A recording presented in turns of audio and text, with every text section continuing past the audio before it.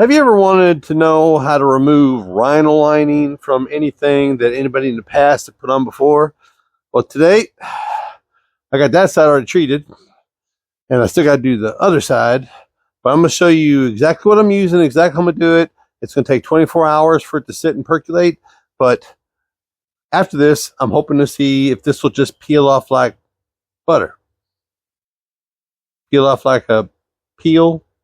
Whatever. Anyways, all right, so the first thing I did is I laid down this piece of tape right here to protect. And what I'm using is this product right here. This is Citrus Strip, and the directions say basically it's very, very thick. It's like pudding, and you use a brush and you brush it on. So I got this side done.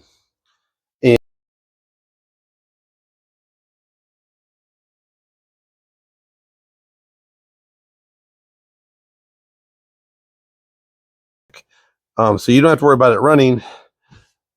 They say use gloves, but I'm only doing this two little rails.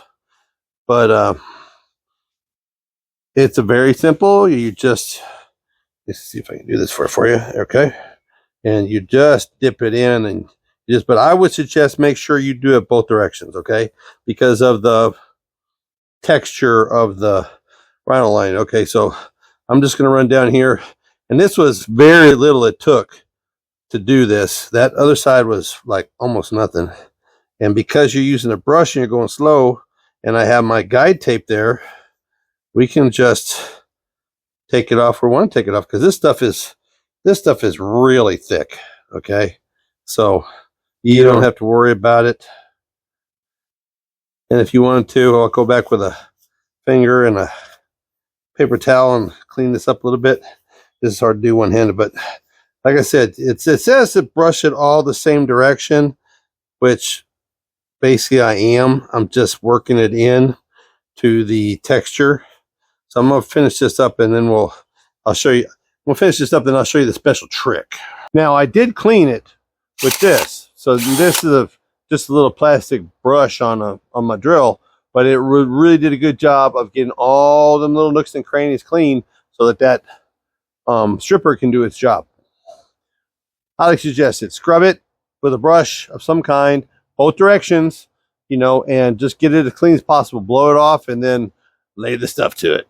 Okay, this one is done. All nice and coated on there, nice and thick.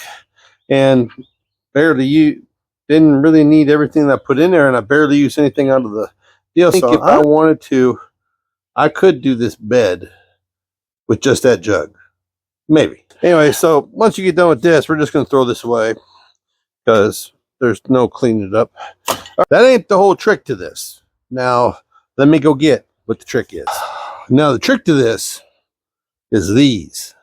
Or this is what I have. This is just a box of old trash bags that I had sitting around for years.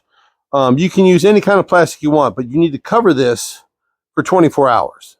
Okay, right now it's 5 o'clock in the afternoon on a Sunday, and I got to work tomorrow. So when I come in, I'll peel this off, and we'll take a look. But I'm going to put this on, and I'll show you what this looks like when I get done with it. Okay, and it took 4 bags aside, and I just used a little tape just to hold them down a little bit and wrap around and just let it percolate. So, all right, it's 5 o'clock on Sunday, and let's go to work tomorrow. Let this sit, and we'll see what happens tomorrow. Okay, it has been 24 hours. It's the next day. I got the doors open for some fresh air, and so let's peel this stuff off and see what we ended up with. I'm kind of curious too. Okay, first things first is that you don't see me using protective equipment very much. Now I protect my eyes and things like that, but we're gloving up.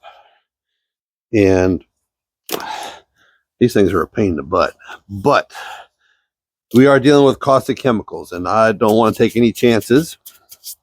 So be safe. Next thing is have a garbage can ready. And the next thing is we're going to need a scraper. All right. So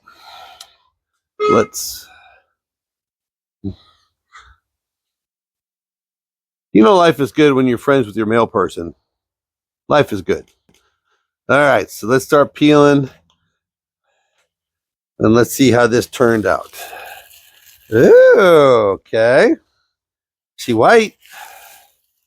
All right. Okay.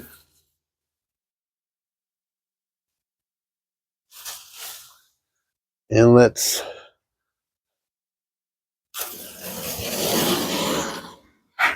peel some tape.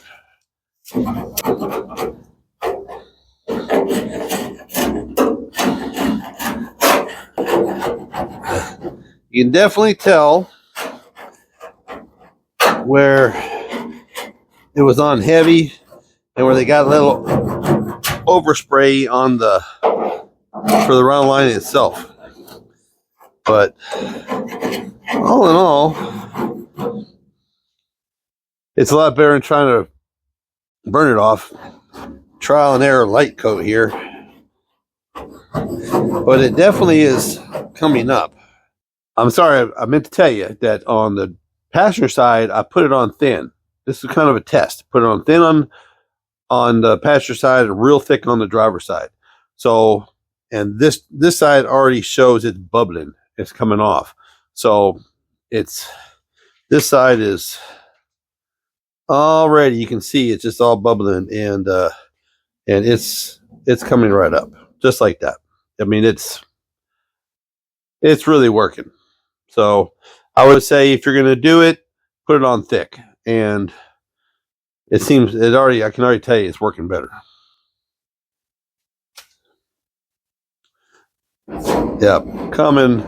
Yeah, boom, coming right off. But you can also tell where the guy that sprayed this sprayed some parts heavy and some parts light, but it is what it is. This is basically what you end up with. It's still rough as hell. As you can see, there's still residue there. So we're going to have to DA this. But it took a 1/16 eighth of an inch Rhino lining off, and it was just I just used a very simple flat scraper and scraped it off. Now I will say, yes, heavy side came off easier than light side, but it's still gonna have DA because there's still gonna be residue. Now I'm gonna wipe this down with lacquer thinner to deactivate this stripper, the residue that's on here. Because if you just do this and put paint on top of it, it's just going to eat back off because there is still chemical in there. So we're going to wipe this all down, and then I'm going to take the DA to it and strip it off. And but I would definitely say for regular paint removal, and if you wanted to do Rhino lining, this stuff is not too bad. Now, I want to warn you, I'm doing this open air, and I can feel the fumes from the chemicals in my eyeballs. Okay, so don't do this closed door. Do this where there's lots of ventilation. Okay, and it's going to leave debris everywhere. You know, it's going to have stuff sticking. So let's wipe this down, and then we'll take the DA to it, and we'll see how it turned out. Okay, I DA'd it down. You can see it came right off. Not a problem. Took about 5 minutes on both sides. So, would I suggest this product? Yeah, I would. But there's a couple of things. Is that the residue when you're DAing is smelly, gross. Okay.